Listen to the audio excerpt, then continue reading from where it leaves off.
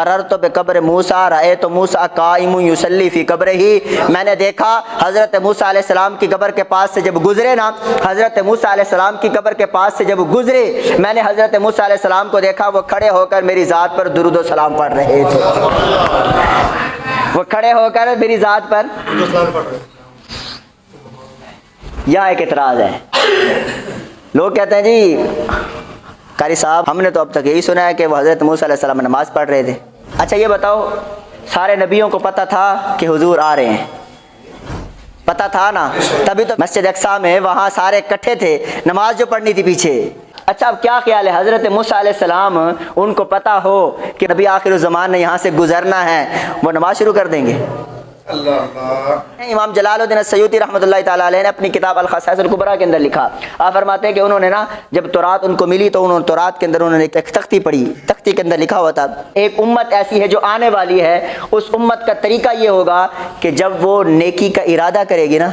اللہ فرمائے کہ جلدی کرو لکھ دو، نیکی کا ارادہ کرے گا اللہ فرمائے گا جلدی کرو لکھ دو، اور پھر جب نیکی کر لے گی اللہ فرماتا ہے ایک نہیں لکھنی 10 لکھنی ہے، وہاں قربان جائے امت کی شان۔ نیکی کا ارادہ کریں ایک لکھی جائے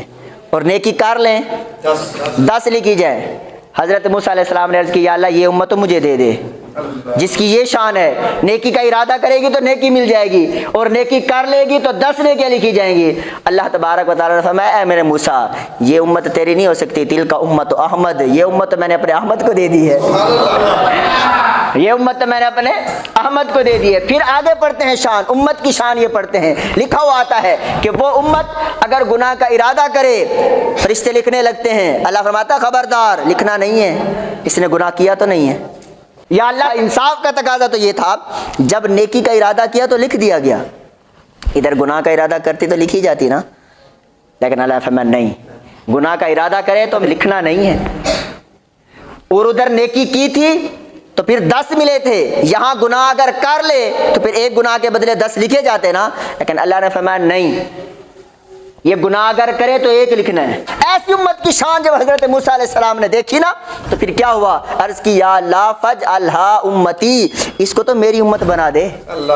جس کی یہ شان ہے اس کو تو میری امت بنا دے۔ اللہ تبارک و تعالیٰ نے فرمایا تلک امت احمد، یہ میں نے اپنے احمد کو دے رکھی ہے،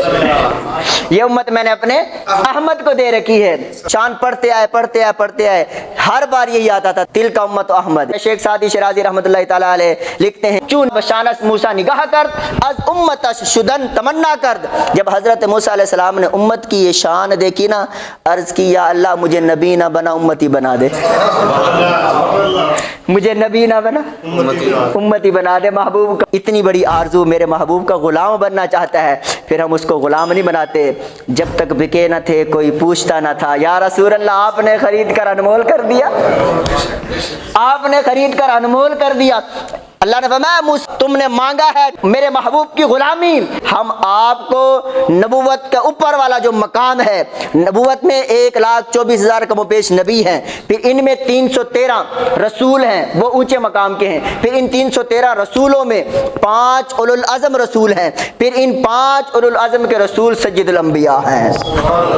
اللہ نے فرمایا اے موسیٰ تم نے امتی ہونے کا دعویٰ کیا ہے، میرے محبوب کا غلام ہونے کا دعویٰ کیا ہے، ہم تمہیں